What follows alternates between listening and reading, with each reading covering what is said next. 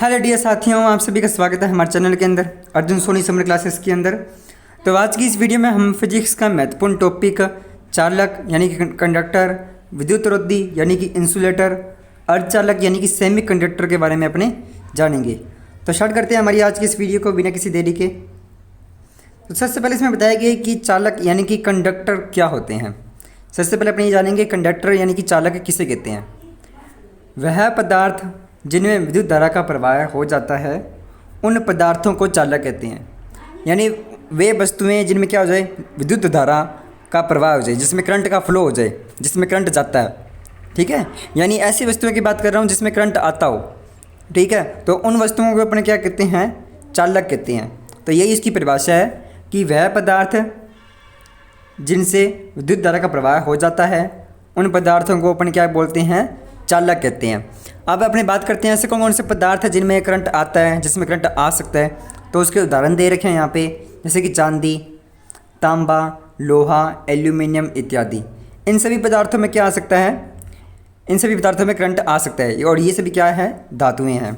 अच्छा, एक महत्वपूर्ण बात ध्यान रखना कि अगर आपसे पूछ लिया कि सबसे अच्छा चालक कौन सा है, विद्युत का सबसे अच्छा चालक कौन सा है, तो आप क्या बताओगे, चांदी है। ठीक है, अब अपने बात करते हैं कि एक चालक के अंदर ऐसा क्या चीज़ होती है जिससे उसमें विद्युत धारा का प्रवाह आसानी से हो जाता है। चालक के अंदर ऐसी क्या चीज़ होती है जिसमें उसमें आसानी से करंट आ जाता है। तो उसमें क्या होता है कि चालकों के अंदर क्या होते हैं, मुक्त इलेक्ट्रॉन होते हैं। क्या होते हैं, फ्री इलेक्ट्रॉन, जिसे अपने हिंदी में बोलते हैं मुक्त इलेक्ट्रॉन होते हैं। इन्हीं मुक्त इलेक्ट्रॉनों के कारण क्या होता है, उनमें विद्युत धारा का प्रवाह संभव हो पाता है। विद्युत धारा का प्रवाह संभव हो पाता है। अगर चालकों के अंदर मुक्त इलेक्ट्रॉन ना हो तो उसमें करंट का फ्लो नहीं होगा, यानी कि उसमें विद्युत धारा का प्रवाह नहीं होगा। अगर जिस पदार्थ में मुक्त इलेक्ट्रॉन है तो उन्हीं में क्या हो सकता है, विद्युत धारा का प्रवाह हो सकता है। नेक्स्ट देखते हैं अब अपने विद्युत रोधी यानी कि इंसुलेटर किसे कहते हैं। विद्युत रोधी यानी कि इंसुलेटर किसे कहते हैं, यानी ये वे पदार्थ हैं, यानी वे वस्तुएं जिनसे करंट नहीं आता, जिनमें करंट नहीं आता, यानी जिसमें विद्युत धारा का प्रवाह नहीं हो पाता। ठीक है, उन पदार्थों को अपने क्या बोलते हैं, विद्युत रोधी बोलते हैं। जैसे आपने देखा होगा कि अगर अपने प्लास्टिक वस्तुएं देखी होगी उसमें कभी करंट आता है, नहीं आता। कांच की वस्तुएं में भी नहीं आता, पोर्सिलोन की वस्तुएं में भी नहीं आता। नायलॉन नाम का जो पदार्थ होता है ना, उसमें भी क्या होता है, करंट का फ्लो नहीं होता। अब इसके पीछे क्या कारण है कि जो विद्युत रोधी पदार्थ होते हैं जिनमें करंट नहीं आ पाता, उसके पीछे क्या कारण होता है, उसके पीछे क्या कारण होता है कि इन पदार्थों का जो प्रतिरोध होता है ना, वो क्या होता है, उच्च होता है। क्या होता है, इन पदार्थों का जो प्रतिरोध होता है वो क्या होता है, काफ़ी उच्च होता है। ठीक है, ध्यान रखना इसके बारे में।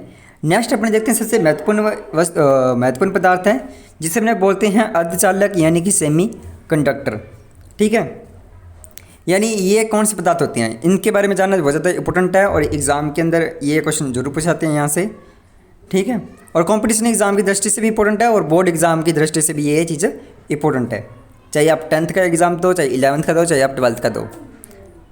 अब इसमें देखते हैं अपने अर्धचालक के बारे में। सेमीकंडक्टर क्या होते हैं, ये वे पदार्थ होती हैं जो सामान्य तापमान पर, जो अपने जैसे रूम का जो टेम्परेचर हो गया, उन तापमान पर क्या करते हैं, कुचालक की तरह व्यवहार करते हैं। कुचालक की तरह यानी विद्युत रोधी की तरह व्यवहार करते हैं। जैसे मान के चलो अगर इन पदार्थों के ऊपर करंट डालेंगे, इनके ऊपर यानी बैटरी से कनेक्ट करेंगे, तो इन पदार्थों में करंट का फ्लो नहीं होगा, इसमें विद्युत धारा का प्रवाह नहीं होगा।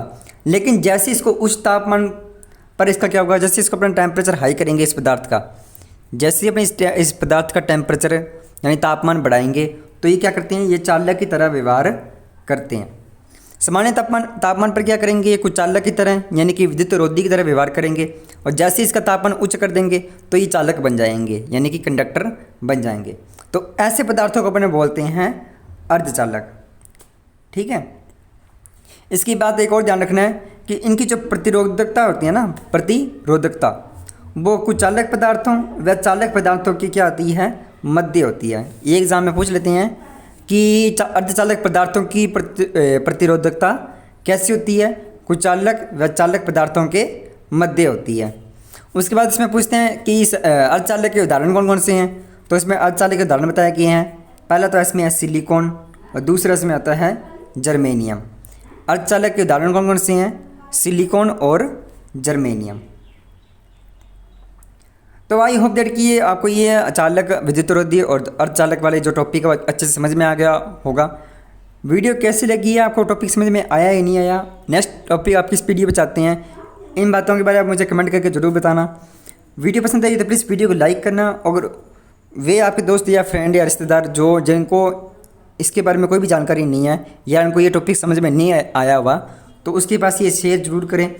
और ऐसी इन्फॉर्मेशन वीडियो पाने के लिए आप हमारे चैनल को सब्सक्राइब भी कर सकते हैं। अब आपसे मिलेंगे नेक्स्ट वीडियो में, तब तक के लिए जय हिंद, जय भारत।